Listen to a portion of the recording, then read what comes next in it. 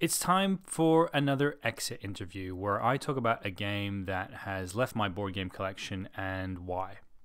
And today I want to talk about Welcome To. And I actually jumped on the Welcome To bandwagon pretty early. I saw one of the members of the Dice Tower tweeting about it. Suzanne from the Dice Tower was tweeting about it.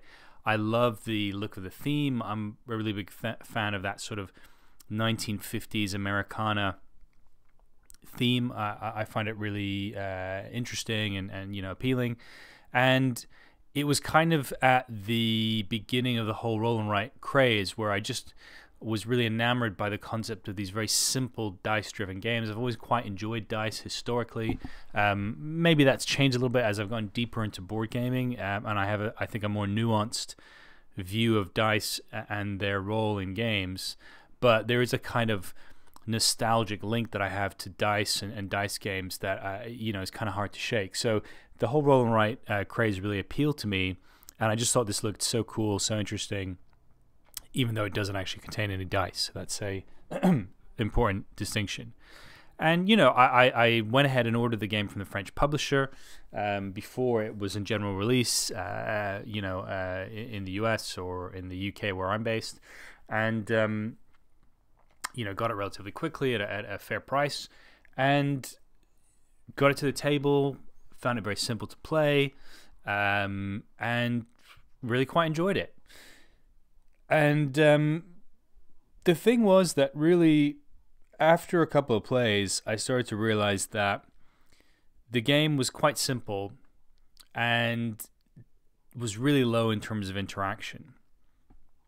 And now this is a problem that I've since discovered exists in large part with most roll and writes. There's not much interaction. It's very much sort of multiplayer solitaire. You're all sort of looking at the dice that are rolled or the cards that are drawn to build out your strategy or score your own points, and you're kind of working through this together. And that's perfectly fine. There's nothing inherently wrong with that, I don't think.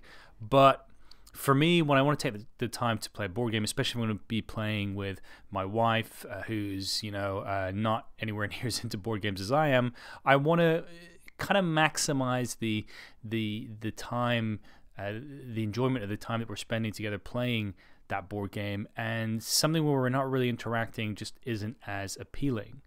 And so, after a while, I said playing the game, trying it out, I just didn't really feel that motivated to go back to it. I didn't feel negatively about the game, but it was just kind of sitting on my shelf, and I was just like, do I really want to be playing this game? I feel like I've kind of been there and done that with Welcome To. And it was with that kind of thought process in mind that I got rid of the game. I sold it online, and I haven't really felt the urge to go back and reacquire it or anything like that. And the other aspect is I've been much more cautious about roll and write games in general, because I think they do share this common characteristic of being quite low on interactivity in general. That's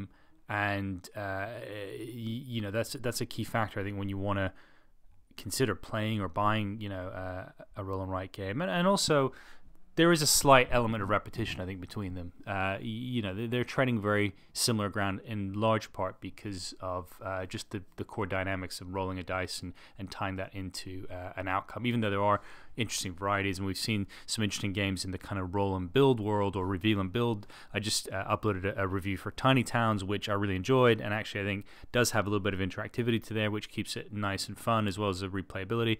But you can go check that out on the channel. But yeah, I think that's really all I can say about Welcome To. Beautiful looking game, clever design as far as pushing, or as far as working within the limits of a roll and write game, but it just wasn't one that held my attention for a huge amount of time, and I eventually and sadly let it go.